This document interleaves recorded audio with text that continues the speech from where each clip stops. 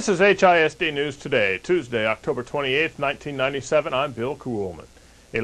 Sharing the experiences of those who have traveled the world and lived in different cultures is proving to be a popular practice throughout HISD.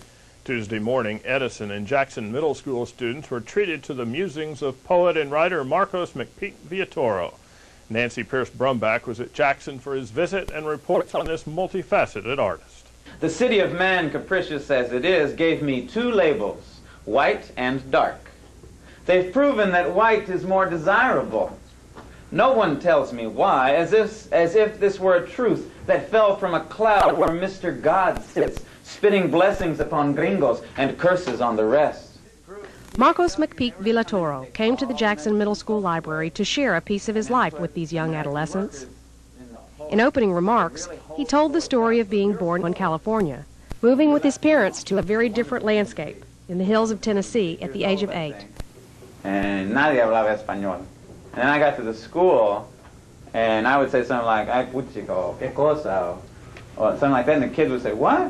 What? Now, you all don't have that because everybody here speaks, that's wonderful.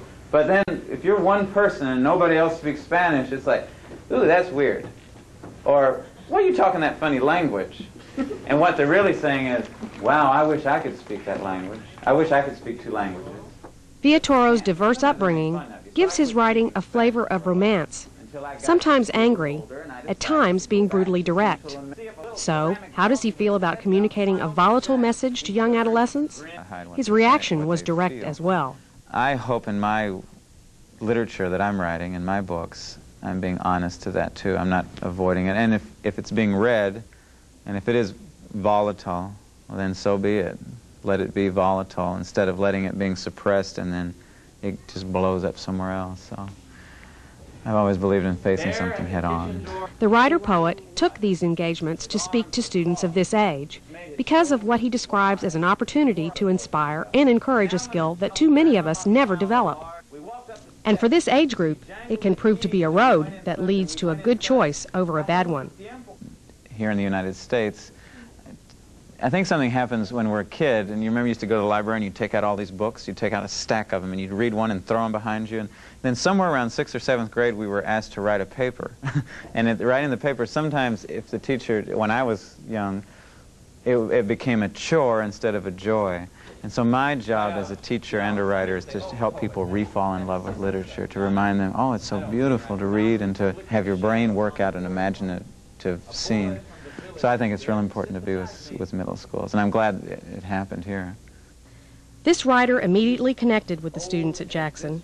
They were glad to listen to his award-winning poems and stories, read both in Spanish and English. So, does this multicultural, bilingual artist have any thoughts on how schools could improve in the area of celebrating diversity? It's very diverse, but I'm sure that creates tensions. I know that creates tensions. I've worked in jobs that were jobs that dealt with racism, and it's a hard thing. It's still here.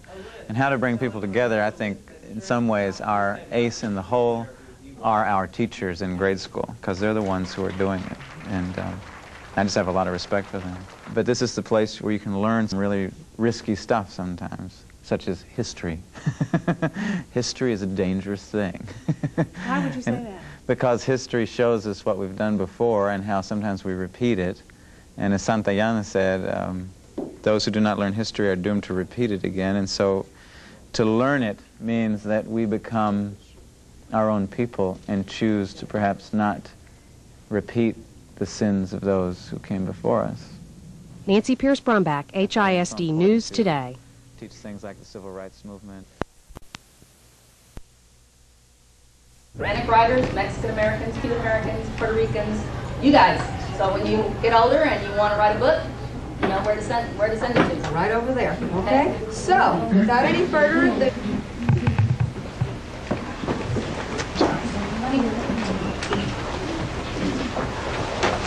Muy buenos días. Buenos días. ¿Cómo están? Bien. Me alegro. Yo no puedo hacer eso allá en Tennessee donde vivo yo. Yo digo, buenos días, y todos dicen, ¿eh? Porque nadie habla español. I'll tell you a little bit about myself, but first I'd like to start with a poem. And the poem is called from the book, They Say That I Am Too. I'll read it in Spanish first. Dicen que soy dos, La sangre es un líquido que los pulmones y los muslos oscuros. La sangre como caprichona me ha regalado dos etiquetas, blanca y de una nube donde se sienta Mr. Dios que escupe bendiciones a los güeros. Es solo un cuerpo. Yo he visto cuerpos abiertos, la obra del navajazo, el arte del M16, buscando las raíces. La sangre conoce solo un cuerpo. La sangre que conoce la tierra, que se ha desparramado por las piedras y las montañas. They say that I am too. Blood is a liquid that passes by chance between bones and livers, through passageways of lungs and inner thighs. Blood knows only one body. The city of man, capricious as it is, gave me two labels, white and dark. They've proven that white is more desirable. No one tells me why, as if this were a truth that fell from a cloud where Mr. God sits, spitting blessings upon gringos and curses on the rest. Blood knows only one body. I have seen open bodies, the work of the jagged-edged blade, the art of the M16 rifle. Yesterday I rocked to sleep the inflated stomach of a boy who gave birth to 1,000,000 worms. The crimson gushes forth. It whips the streets in search of roots. Blood knows only one body.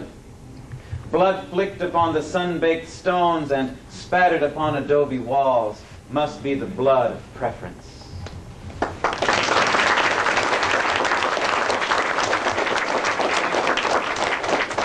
My name is Marcos McPeek Villatoro, and a lot of people say, where in the world did you get a name like that? The Villatoro is my mother, Amanda del Carmen, who was born in Usulután in El Salvador, in Central America. Asked me, yeah, guanacos, and somebody in the back, yeah. And the McPeek is my dad, Ralph, who was born on Clinch Mountain, East Tennessee, in the heart of the Appalachian Mountains, over there in the south.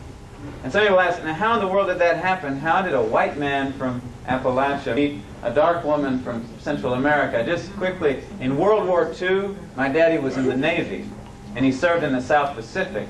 And my mother's people, they immigrated to the United States. You know, they came across the border, came through Mexico, drove all the way, took buses all the way up to San Francisco, California.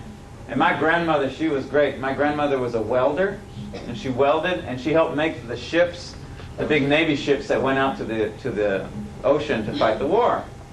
And my mother was working too. And then after the war, my mom and dad, they got together through a mutual boss, and ooh, they fell deeply and inevitably in love. And Dad did not speak Spanish, and Mom did not speak English, so they got married.